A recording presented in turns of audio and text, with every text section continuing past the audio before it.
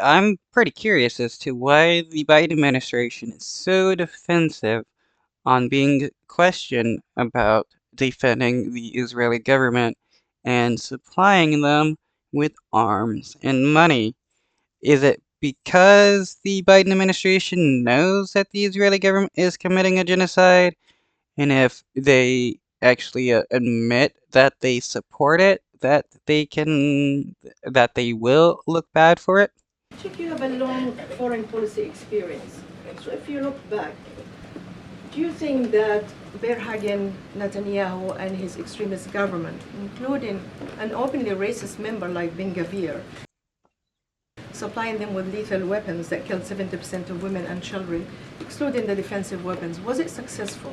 And do you believe that American national security now is at risk, as we heard some testimony yesterday at Congress, because of the war, how was it conducted? So, one thing I gotta say is, how can Biden claim to be in support of women's rights when he also supports the Israeli government murdering innocent women?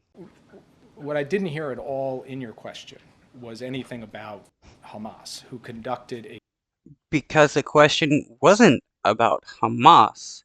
It was about the Biden administration supplying the Israeli government the weapons. grievous attack on October 7th that, Hamas, with due respect, killed... I'm asking you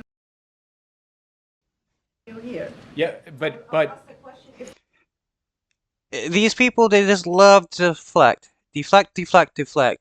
Oh, hey, you guys support, Palestinians not dying, but you're also giving the Israeli government weapons. What do you say about that? Well, Hamas. Dude, this isn't about Hamas.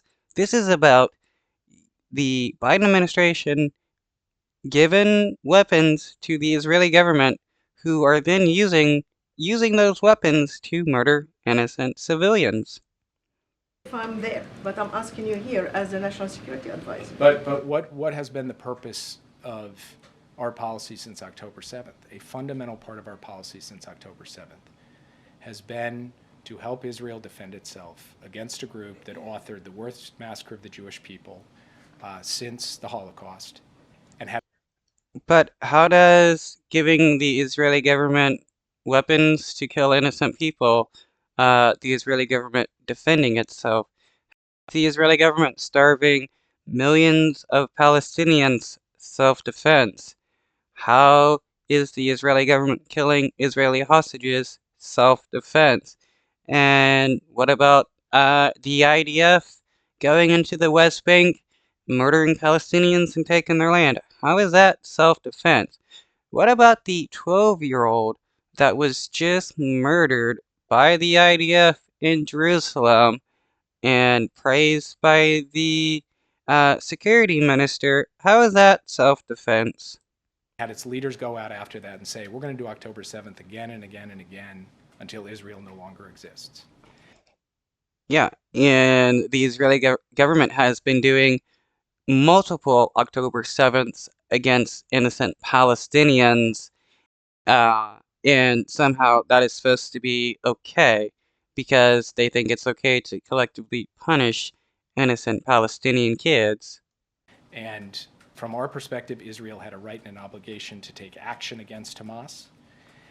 And Hamas created a set of burdens on Israel's military operations that are nearly unprecedented by hiding among the civilian population.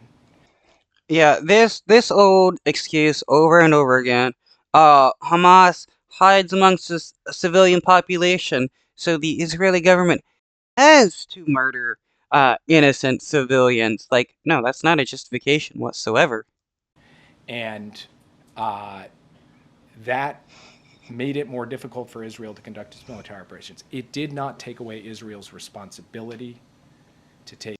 I mean, it's not like the Israeli government cares if they break international law or not. That's why they got over 140 illegal settlements in the West Bank and over 700,000 illegal Israeli terrorists living in the West Bank as well. It's also why the Israeli government has no qualms with killing journalists.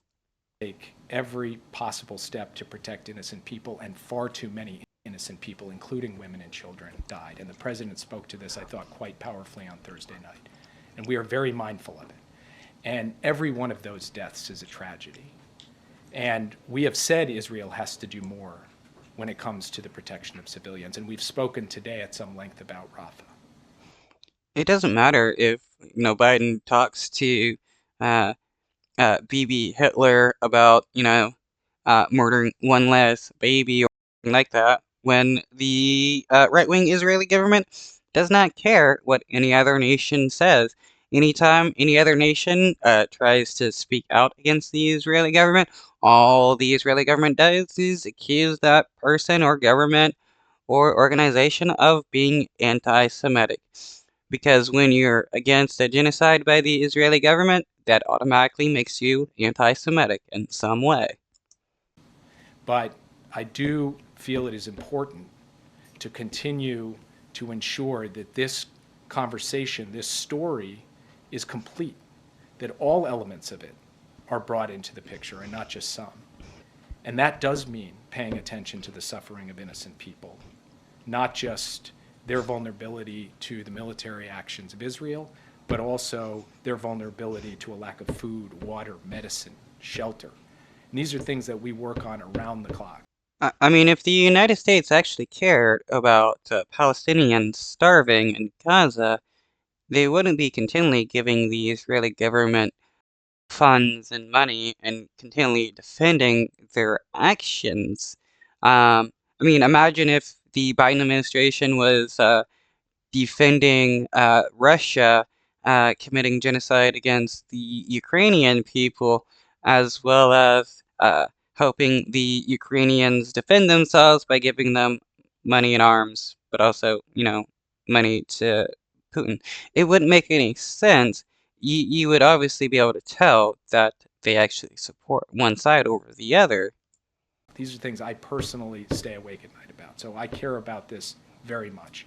But I also care about making sure that our partner and ally Israel is not facing in the future the kind of threat that it faced on October 7th. And our country and any country. Well, if the Israeli government doesn't want to continually face a threat by Hamas, well, Bibi Netanyahu and the Israeli government can stop funding Hamas and start supporting the Palestinian Authority, which, supports a two-state solution, while Hamas just supports a one-state solution like the Israeli government. So when you got two groups that only support a one-state solution, they're going to continually be fighting. But that is the reason why Netanyahu likes to support Hamas, because it gives them a reason to continually fight and murder Palestinians, claiming that they all just want a one-state solution, when that is far from the truth. In this circumstance, would take action against terrorists doing this kind of thing. And the president has said from the beginning of I'm curious as to why the United States isn't against the terrorism of the Israeli government when the IDF in Israeli settlers armed and funded by the Israeli government, who goes out and murders people and take their land. Why aren't they considered like terrorists? Why aren't they punished? I mean, you had Biden who put sanctions on 4 Israeli settlers for violence and the murder of a Palestinian American, but nothing else. this conflict, both that we need to support Israel in its efforts to go after Hamas, and that Israel needs to do so in a way that protects innocent civilians. And he has spoken out about his concern. Another question I have, why aren't Palestinians allowed the right to self-defense? Somehow it is only Israeli government that has the right to self-defense. But if innocent Palestinians want to defend themselves from an occupying force, they don't have that right. They're automatically considered a terrorist for even thinking about it. Concerns about the protection of innocent civilians with sincerity and authority, and I think you saw